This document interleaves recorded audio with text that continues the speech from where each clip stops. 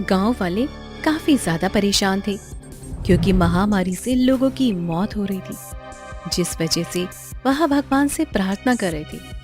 तभी आकाश में उन्हें एक नीला पंछी दिखाई दिया। अरे ये क्या, ये तो नीले रंग का पक्षी है। तभी नीला पंछी ने कुछ जादू किया और महामारी दूर हो गई, जिससे सभी लोग काफी ज्यादा हैरान हो गए। अरे ये कैसे हो गया? लगता है ये कोई देवता है। जरूर भगवान ने इसे हमारी मदद के लिए भेजा है। यह कहकर गांव वाले काफी ज्यादा खुश हो गए। एक गांव में गौरी अपनी माँ शिवानी के साथ रहा करती थी। गौरी के पिता बचपन में ही गुजर गए। वह लोग गांव के किनारे रहते थे क्योंकि लोगों का मानना था कि शिवानी की माँ एक चुड़ैल थी, जिस वजह से उन लोगों ने शिवानी की माँ को गांव में घुसने नहीं दिया। एक दिन शिवानी नदी से पानी भरने गई। तभी वहां पर कुछ गांव की औरतें मिल गईं और तभी उन्होंने कहा, देखो देखो, हाँ, आ गई चुड़ैल। इससे कितनी बार कहा है कि हमारा गांव छोड़कर चली जाए, पर मजाल है कि हमारा गांव छोड़कर जाए। हाँ, गांव के किनारे ही रहने लग गई है। पता नहीं कितनों को मारेगी ये। अरे अपने पति को तो मार कर खा गई, अब बेचारी बेटी बची है। मुझे तो डर लगता है कहीं अपनी बेटी को भी ना मार डाले। यह सुनकर शिवानी को काफी ज्यादा दुख हुआ और वह पानी भरकर वहां से जाने लगी। तभी वहां पर गौरी आ गई। गौरी ने जब गांव की औरतों की बातें सुनी तो उसने कहा, आप मेरी माँ से ऐसा उल्टा सीधा क्यों कहते हैं? वो कोई चुड़ैल नहीं है। अरे बिटिया, तुझे नहीं पता, तेरे बाप को भी मार कर खा गई है। ऐसा मत कहिए, ये सब बकवास है। समझे आप लोग, आपको कुछ नहीं पता मेरी माँ के बारे में। आप यूं सब उल्टा सीधा कहते रहते हैं। माँ, चलो आप यहाँ से। यहाँ कहकर गौरी अपनी माँ शिवानी को घर ले आई, जिस पर शिवानी ने कहा, बेटी तू क्यों गांव वालों से बात करती है? तुझे कितनी बार मैंने बोला है, इनसे तो कुछ मत बोला कर। माँ, मुझे अच्छा नहीं लगता। गांव वाले तुमसे ऐसी सब बातें करते हैं। आखिर तुझे चुड़ैल क्यों बोलते हैं माँ ये लोग? पता नहीं बेटी, शायद मेरी ही किस्मत खराब है। यह सुनकर गौरी ने कुछ नहीं कहा। धीरे धीरे समय गुजर रहा था। एक बार गौरी जंगल में किसी काम से गई क्योंकि उसे अपनी माँ के लिए जड़ी बूटियां लानी थी। तभी वहां उसे एक नीला पंछी बैठा दिखाई दिया, जिसे देखकर वह काफी ज्यादा हैरान हुई। अरे ये तो नीले रंग का पंछी है। आज से पहले मैंने ऐसा पंछी कभी नहीं देखा। यहाँ कहकर वह अपने काम में लग गई। तभी अचानक से नीले पंछी ने गौरी से कहा, गौरी, मुझे तुमसे जरूरी बात करनी है। तुम्हें अपनी माँ को बचाना है। पंछी को यूं बोलता देखकर गौरी काफी ज्यादा घबरा गई और इधर उधर देखने लगी। अरे ये आवाज किसकी है? मैं बोल रहा हूँ, नीला पक्षी, मेरी तरफ देखो। यह सुनकर गौरी इतनी ज्यादा डर गई कि वो वहां से भागने लगी। पंछी उसका पीछा करते हुए उसके आगे आ गया और उससे बोला, डरो मत, मुझे तुम्हें कुछ बताना है। तुम कौन हो और तुम मेरा पीछा क्यों कर रहे हो? मैं नीला पक्षी हूँ, मुझे बताना है, तुम्हारी माँ की जान खतरे में है। ये तुम क्या कह रहे हो? मेरी माँ की जान खतरे में है? हाँ, मैं बिल्कुल सही कह रहा हूँ। तुम्हें अपनी माँ को बचाना है उस राक्षस से, वरना वो राक्षस तुम्हारी माँ को मार डालेगा। तुम किस राक्षस की बात कर रहे हो? मुझे तो कुछ भी नहीं समझ में आ रहा। ये सब तुम क्या कह रहे हो? यह सुनकर नीला पंछी उसे गुफा के पास ले आया।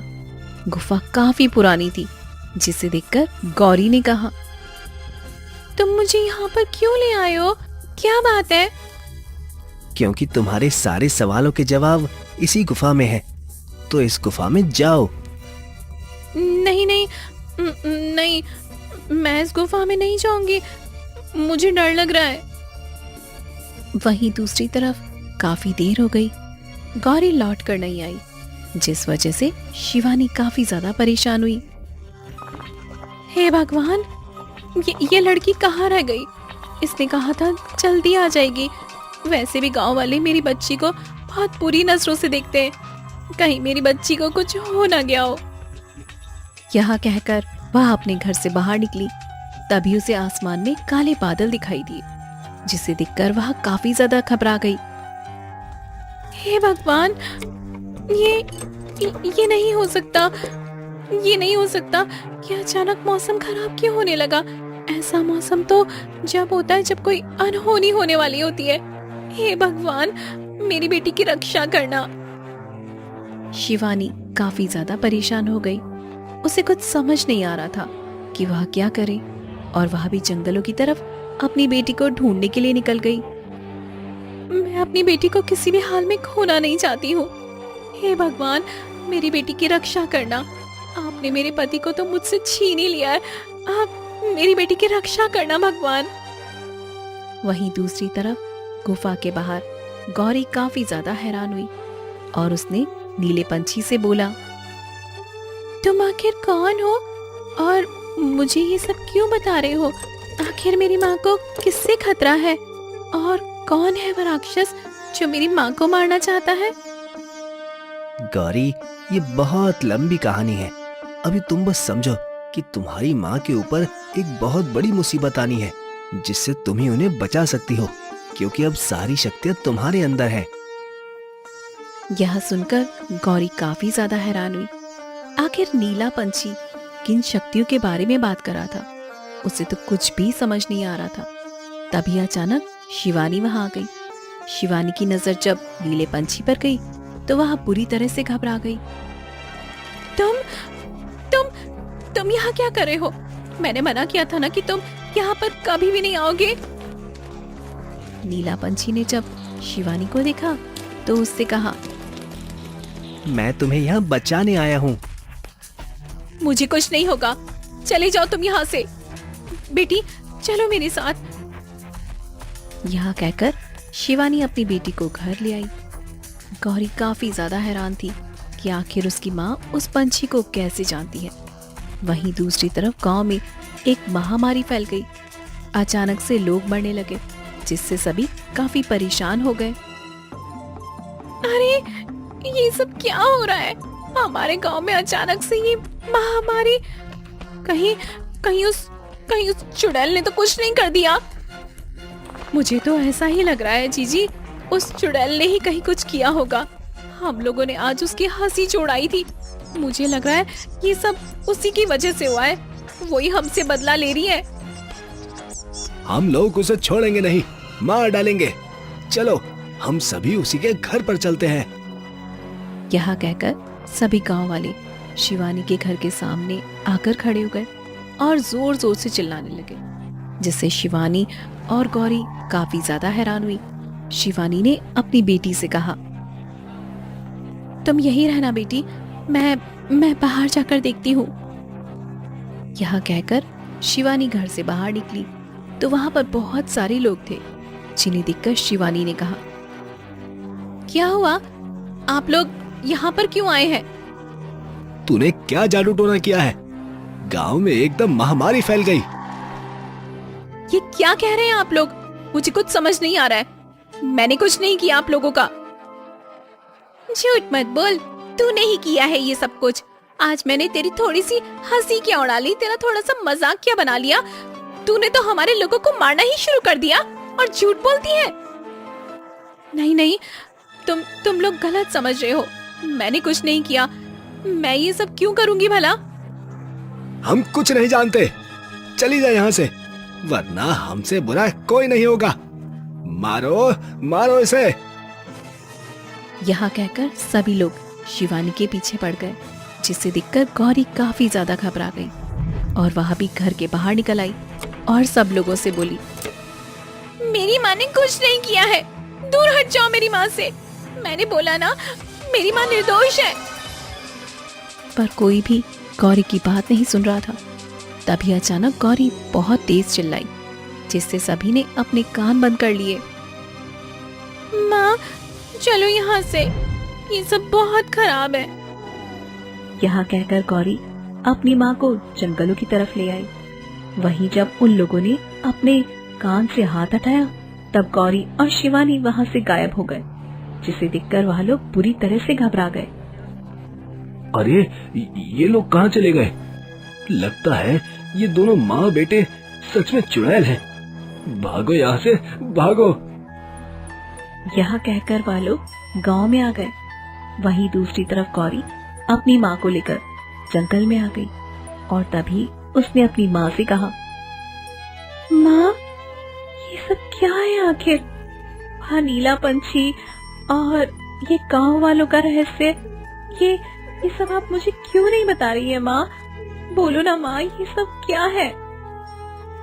बेटी मैं तुम्हें अभी कुछ भी नहीं बता सकती हूँ। आखिर क्यों नहीं बता सकती हूँ माँ? मुझे सब कुछ जानना है। मुझे बताइए ये सब क्या है? आपको मेरी कसम है माँ, मुझे आप सब कुछ सच सच बताइए। यह सुनकर शिवानी काफी ज्यादा परेशान हुई और बोली, तो सुनो बेटी, वह नीला पक्षी और कोई नहीं बल्कि मेरा पालतू पंछी है। मैं कोई साधारण इंसान नहीं हूँ, बल्कि एक दैविक शक्ति वाली लड़की थी जिससे तुम्हारे पिता ने शादी करके साधारण जीवन चुना। पर एक राक्षस की नजर मुझ पर पड़ गई और उसने मुझे पाना चाहा और इसलिए तुम्हारे पिता की जान चली गई और इसके बाद मैं तुम्हें लेकर यहाँ पर आ गई। गांव वाले मुझे चुड़ैल समझने लगे। यह सुनकर गौरी काफी ज्यादा हैरान हुई। उसे तो पता ही नहीं था। इस पर गौरी ने कहा, इसलिए वो कह रहा था कि वह राक्षस वापस आ गया है। हाँ बेटी, वो राक्षस वापस आ गया है मुझे लेने के लिए, पर मैंने अपनी सारी शक्तियां तुम्हारे अंदर कर दी हैं। तुम उस राक्षस को हरा सकती हो। माँ अगर ऐसी बात है तो मैं उस राक्षस को जरूर से हराऊंगी और अपने पिता का बदला जरूर से लूंगी। यह सुनकर शिवानी काफी ज्यादा खुश हुई। तभी वहाँ पर नीला पंछी आ गया और बोला, मैं तुम्हारी इसमें मदद करूंगा। तब तो मैं शिवानी की कोई मदद नहीं कर पाया था, पर अब मेरे अंदर बहुत सारी शक्तियां हैं। वो सारी शक्तियां मैं तुम्हें दूंगा। यह कहकर नीला पंछी ने अपनी सारी जादुई शक्तियां गौरी को दे दी, जिससे गौरी अब बहुत ज्यादा शक्तिशाली हो गई। तभी अचानक ऐसा लगा जैसे धरती हिल रही हो और उन लोगों के सामने एक बहुत बड़ा राक्षस आ गया। राक्षस को देखकर गौरी ने अपनी माँ को पीछे करते हुए कहा, माँ आप पीछे हो जाइए, ये वही राक्षस है ना जिसने मेरे पिता को मारा था? हाँ बेटी, ये वही राक्षस है जिसने तुम्हारे पिता को मारा था। आखिरकार शिवानी, तुम मुझे मिल ही गई। पता नहीं मैंने तुम्हें कहां कहां ढूंढा, पर अब मैं तुम्हें कहीं नहीं जाने दूंगा। तुम सिर्फ मेरी हो, सिर्फ मेरी। यहाँ कहकर राक्षस ने शिवानी को पकड़ना चाहा। तभी गौरी ने उसके हाथ पर वार किया, जिससे राक्षस का हाथ टूट गया। ये लड़की कौन है? ये इतनी शक्तिशाली कैसे हो सकती है? तभी गौरी ने अपनी शक्तियों से एक तलवार निकाली और बोली, मैं वो हूँ जो तुझे मारने आई हूँ, समझा? तू मेरी माँ को कहीं नहीं ले जा सकता। मैंने कहा ना कि तू मेरी माँ को कहीं नहीं ले जा सकता। यह सुनकर राक्षस काफी ज्यादा हैरान हुआ और गुस्से में बोला, ये नहीं हो सकता। शिवानी, ये तुम्हारी बेटी है? हाँ, ये मेरी बेटी है और यही तुझे मार डालेगी। ये तुझसे लड़ेगी आज। यह सुनकर राक्षस को काफी ज्यादा गुस्सा आ गया और तभी उसने कहा, इसका मतलब मुझे नहीं पता था तुम्हारी एक बेटी भी है, पर अब मैं तुम लोगों को नहीं छोड़ूंगा। यह कहकर उसने उन लोगों पर हमला कर दिया। वही नीला पंछी उन लोगों की सहायता कर रहा था, जिस पर शिवानी ने कहा, तुम गांव में जाओ क्योंकि गांव में महामारी फैल चुकी है। तुम ही हो जो इस महामारी को दूर कर सकते हो। ठीक है, मैं गांव जा रहा हूँ, पर तुम यहाँ पर गौरी के साथ रहना। यह सुनकर नीला पंछी गांव चलाया। गांव वालों ने जब नीले रंग के पंछी को दिखा तो वह काफी ज्यादा हैरान हुए और तभी नीला पंछी ने कुछ जादू किया जिससे महामारी दूर हो गई। यह देखकर गांव वाले काफी ज्यादा खुश हुए। अरे ये तो कोई देवता लग रहा है जो हमारी मदद करने आया है। वहीं दूसरी तरफ जंगल में गौरी और राक्षस में लड़ाई हो रही थी। राक्षस काफी ज्यादा हैरान हो रहा था क्योंकि गौरी उसे हरा रही थी। तभी राक्षस को गुस्सा आया और उसने गुस्से में कहा, अगर शिवानी मेरी नहीं हो सकती तो मैं इसे किसी का नहीं होने दूंगा। मैं सबसे पहले इसी को मारता हूँ। यह कहकर राक्षस ने शिवानी पर वार करना चाहा, पर गौरी ने वार को रोक लिया और राक्षस के दूसरे हाथ पर वार किया जिससे राक्षस का दूसरा हाथ भी कट गया। यह देखकर राक्षस जोर जोर से चिल्लाने लगा, नहीं नहीं, ये नहीं हो सकता। क्यों नहीं हो सकता? बोल, क्यों नहीं हो सकता? अब तेरा अंत निश्चित है। तूने मेरे पापा को मारा, तूने मेरे पिताजी को मार डाला। अब देख मैं तुझे कैसे मारती हूँ। यह कहकर गौरी ने तलवार को राक्षस के पेट में मार दिया जिससे राक्षस वहीं पर मर गया। तभी वहाँ पर नीला पंछी भी आ गया। यह देखकर नीला पंछी काफी खुश हुआ और वो बोला, आखिरकार तुमने इस राक्षस को मार ही दिया। ये सब आप लोगों की वजह से हो पाया है। अगर तुमने मुझे अपनी शक्तियां ना दी होती तो शायद मैं इसे कभी नहीं हरा पाती। अरे ये तो मेरा फर्ज था। अब तुम लोग हमारे साथ वापस हमारे गांव चलो क्योंकि वहाँ सभी तुम्हारा इंतजार कर रहे हैं। यह सुनकर शिवानी और गौरी काफी खुश हुए और वह नीले पंछी के साथ वहां से चले गए। नीला पंछी उन्हें एक सुंदर से गांव में ले आया जहां पर सब चीजें बहुत ही सुंदर थी। यह देखकर गौरी ने कहा, अरे वाह, ये गांव तो बहुत सुंदर है माँ। हाँ बेटी, इसी गांव में हम लोग रहा करते थे। ये कोई साधारण गांव नहीं है बल्कि जादुई और देवीय शक्तियों से भरा हुआ गांव है। यह सुनकर गौरी काफी ज्यादा खुश हुई और फिर अपनी माँ के साथ आराम से रहने लगी और गौरी और उसकी माँ अब बहुत ज्यादा खुश थे।